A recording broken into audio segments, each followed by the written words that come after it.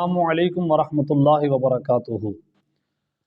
دین اسلام کو دین حق بھی کہا جاتا ہے۔ یہ اہم موضوع ہے۔ اگر آپ اس کو سمجھ گئے تو آپ دین اسلام کو سمجھ گئے، آپ مومن بن گئے۔ دین اسلام کو دین حق بھی کہا جاتا ہے۔ اللہ تعالیٰ نے قرآن پاک میں ارشاد فرمایا، هو الذی ارسل رسولہ بالہدی ودین الحق لیظہرہ علی الدین کلہ۔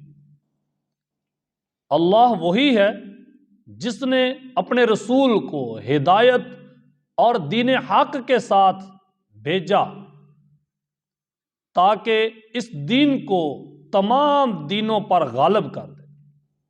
وکفیٰ باللہ شہیدا، اس کی گواہی کے لیے اللہ ہی کافی ہے۔ یعنی اللہ گواہ ہے، کسی اور کو گواہی کی کوئی ضرورت نہیں۔ اللہ گواہی کے لیے کافی ہے کہ اس نے تمام دینوں پر دین حق کو غالب کرنا ہے۔ دین حق مطلب دین اسلام۔ وَمَن يَبْتَغِ غَيْرَ الْإِسْلَامِ دِينًا فَلَن يُقْبَلَ مِنْهُ وَهُوَ فِي الْآخِرَةِ مِنَ الْخَاسِرِينَ۔ اللہ کے نزدیک دین صرف دین اسلام ہی ہے۔ جو اس دین سے پھرا یقیناً وہ خسارہ پانے والوں میں چلا گیا۔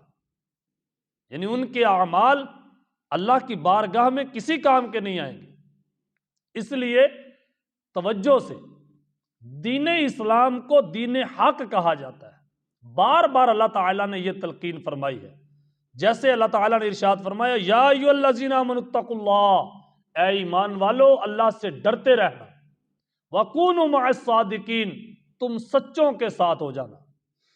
اور پھر اللہ تعالیٰ نے ارشاد فرمایا، یا ایھا الذین آمنوا، اے ایمان والو، کونوا قوامین بالقسط للہ شہداء، تم حق کی گواہی دینے کے لیے اللہ کے واسطے حق کو مضبوطی سے تھام لو۔ یعنی حق کے ساتھ مضبوطی سے قائم ہو جاؤ، عدل کے ساتھ قائم ہو جاؤ۔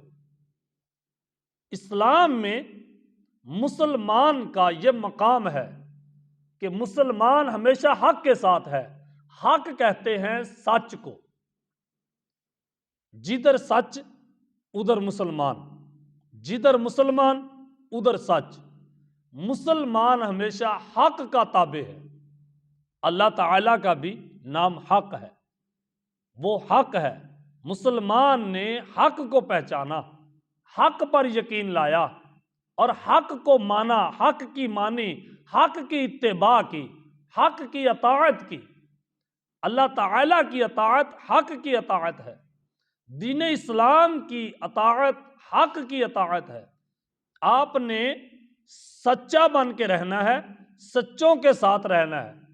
وہ سچ اگر انفرادی زندگی میں، اگر گھر میں کوئی لڑائی ہو جائے تو آپ کا بیٹا سچا ہے یا آپ کی بہو، جو سچا ہے آپ اس کے ساتھ ہیں۔ بھلا آپ کی محبت آپ کے بیٹے کے ساتھ بہت زیادہ ہو، لیکن آپ نے اپنی محبت کو غالب نہیں کرنا اپنے اوپر، آپ نے اپنے اوپر سچ کو غالب کرنا۔ یہی تو ایمان والے کا ایمان ہے، یہی تو آپ کا ایمان ہے۔ اگر یہ چلا گیا تو آپ کے ہاتھ سے آپ کا ایمان چلا گیا۔ اللہ تعالیٰ نے یہی ارشاد فرمایا، وَلَا يَجْرِمَنَّكُمْ شَنَآنُ قَوْمٍ عَلَىٰ أَلَّا تَعْدِلُوا اعْدِلُوا هُوَ أَقْرَبُ لِلتَّقْوَىٰ۔ کہیں دیکھنا کسی قوم کی، کسی شخص کی، کسی برادری کی، کسی قبیلے کی، کسی ملک کی دشمنی کہیں تمہیں انصاف سے، عدل سے دور نہ کر دے، کہیں تمہیں سچائی سے دور نہ کر دے۔ یہ نہ ہو کہ کسی قبیلے کے ساتھ، کسی ملک کے ساتھ تمہاری دشمنی ہو اور تم اس دشمنی میں غرق ہو کر تم حق کا ساتھ کہیں چھوڑ دو، تم بھی ان کے دشمن بن جاؤ، یہ دیکھ کر کے یہ تو ہمارے ہیں ہی دشمن، اس کی سچی بات کو بھی تم جھوٹ کہو، جھوٹ تو اس کا ہے ہی جھوٹ۔ ایسا نہیں کرنا۔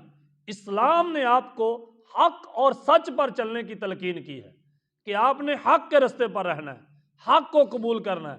وہ سچی بات کوئی کافر کہے، اس کی بات کو کہنا یہ اس نے سچا کہا۔ جھوٹ تمہاری اولاد کہے، تمہارا پیر کہے، تمہارے علامہ کہیں، تمہارے فہمہ کہیں، تمہارے محقق کہیں، اگر کوئی جھوٹ بولے تم نے کہنا ہے تو نے جھوٹ بولا ہے، اگر کوئی سچ کہے چاہے وہ یہودی ہو، نصرانی ہو، وہ مسلمان ہو، غیر مسلم ہو، کوئی بھی ہو، اگر کوئی سچ کہے تم نے کہنا ہے اس نے سچ کہا ہے۔ بس حق کے رستے پہ رہنا ہے، سچ کے رستے پہ رہنا ہے، بات کو توجہ سے سننا۔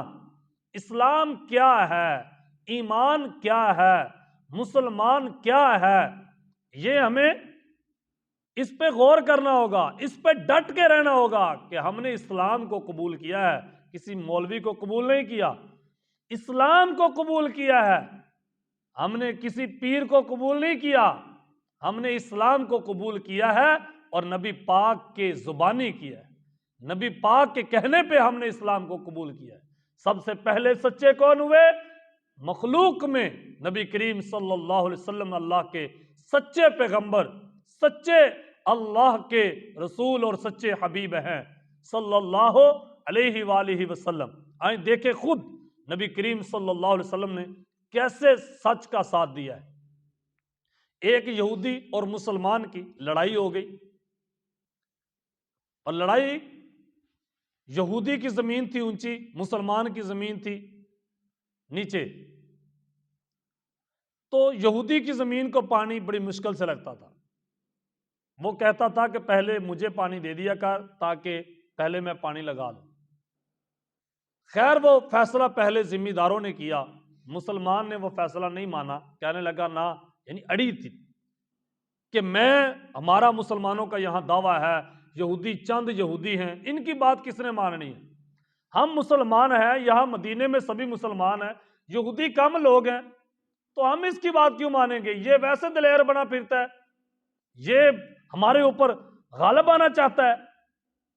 ہاں، ہائے ہائے ہائے، اس کو پتا نہیں تھا کہ یہاں مسلمانوں کی حکومت ہے، حقیقت میں یہاں سچ کی حکومت ہے، یہاں حق کی حکومت ہے، کسی یہودی یا نصرانی کی نہیں، حق کی ہے۔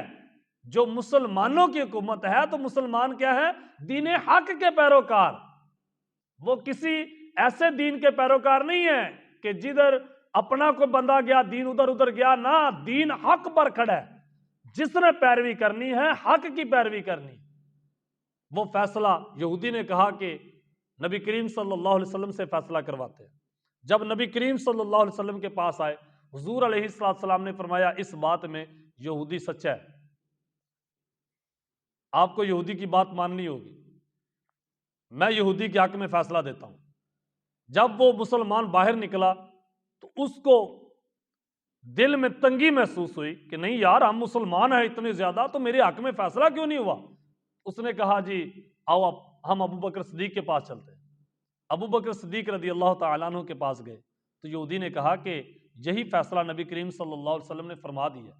حضرت ابو بکر صدیق رضی اللہ تعالیٰ عنہ نے فرمایا جو نبی پاک نے فیصلہ کیا ہے میرا بھی وہی فیصلہ ہے۔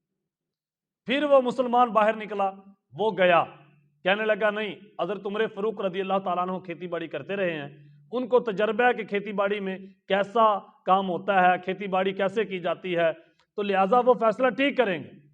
حضرت عمر فاروق رضی اللہ تعالیٰ عنہ کے پاس جب پہنچے تو یہودی نے وہی کہا کہ وہ پہلے فیصلہ نبی پاک نے کیا ہے، پھر ابو بکر صدیق نے بھی نبی پاک صلی اللہ علیہ وسلم کے فیصلے کی تائید کر دی کہ جو حضور نے کر دیا بس وہی فیصلہ رہے گا، تو اب آپ کے پاس لے کے آیا ہے یہ تمہارا مسلمان۔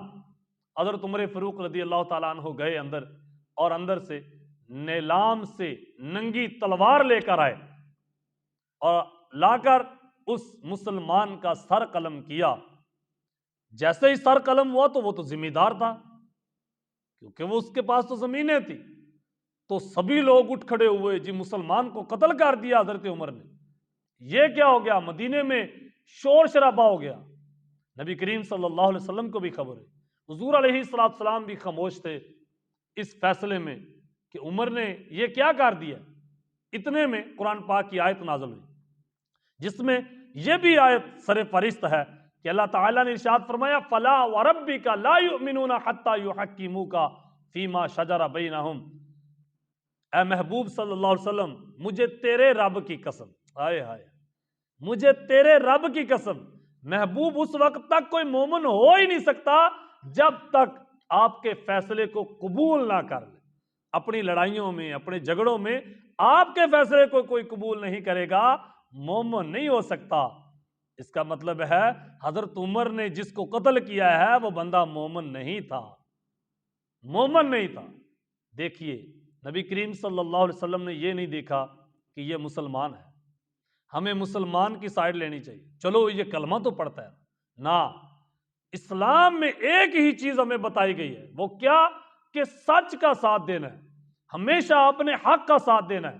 کوئی بھی حق پر ہو، کوئی بات کرے، کوئی علامہ ہو، فہامہ ہو، آپ کے گھر میں ہو، آپ کے باہر کوئی لڑائی ہو، جھگڑا ہو، یا ویسے کوئی بحث مباحثہ ہو، چھوٹی موٹی باتوں پہ تو بحث مباحثہ کرنا ہی نہیں چاہیے۔ جو بڑے معاملات ہیں، اگر گھر میں کوئی لڑائی اور جھگڑا ہوا ہے تو آپ حق کا ساتھ دیں، یہی آپ کے مومن ہونے کی نشانی ہے، یہی آپ کے مومن ہونے کی دلیل ہے۔ جو دلیل یہ ہے کیا آپ مومن ہیں، بس آپ اپنے اندر یہی دیکھیں، کیا میں سچے کا ساتھ دیتا ہوں یا جھوٹے کا؟ کوئی بندہ ظالم بھی ہو تو مجھے کہیں یہ چیز تو نہیں لے کے چلی جاتی کہ یار مجھے اس سے کوئی غرض ہے، کوئی مطلب ہے، مجھے اس سے محبت ہے، مجھے اس سے پیار ہے، تو نہیں یار پلا یہ جیسا بھی ہے میں نے اس کے ساتھ جانا ہے۔ چلو جو بھی ہے، میری ماں تو ہے نا، جو بھی ہے جیسا بھی ہے، میرا باپ تو ہے نا، وہ بہو پہ جتنا ظلم کرے، زیادتی کرے، جو بھی کرے، میں اپنے باپ کا ساتھ دے رہا ہوں نا۔ تیرا باپ پہلے نہیں، تیری ماں پہلے نہیں، تیرے نانکے اور دادکے پہلے نہیں، تیرا کوئی رشتہ پہلے نہیں ہے، سب سے پہلے تیرا دین اسلام ہے جو دین حق ہے۔ تو نے حق کی پیروی کرنی ہے، کسی شخص یا کسی اور کی پیروی ہرگز نہیں کرنی۔ یہی ایک آپ کی ذہن کو اور دل دماغ کو وسعت کے لیے ایک چھوٹا سا اور ایک واقعہ سنیے۔ حضرت قتیبہ بن مسلم رضی اللہ تعالیٰ عنہ، یہ مسلمانوں کی سپہ سالار تھے ایک فوج کے، جو فوج حضرت عمر بن عبدالعزیز رضی اللہ تعالیٰ عنہ نے تیار کی تھی۔ وہ لشکر گیا، سمرقند پر حملہ کر دیا، دعویٰ بول دیا، اور دعویٰ کب بولا؟ رات کو، جب وہ لوگ سو رہے تھے، تو وہ سمرقند فتح ہو گیا۔ تو یہودیوں نے، عیسائیوں نے، پادریوں نے خط لکھا عمر بن عبدالعزیز کو کہ یہ کیا ہوا ہے؟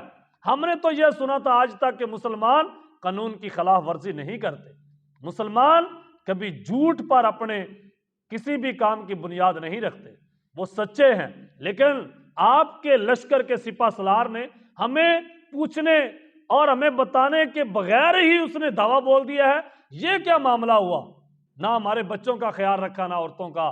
عمر بن عبدالعزیز رضی اللہ تعالیٰ عنہ نے اس خط کی بیک سائڈ پہ لکھ کر دیا کہ اس کو کہو ایک جج مقرر کرو، قاضی مقرر کرو، اور ان پادریوں کی ساری باتیں سنو، عیسائیوں کی ساری باتیں سنو۔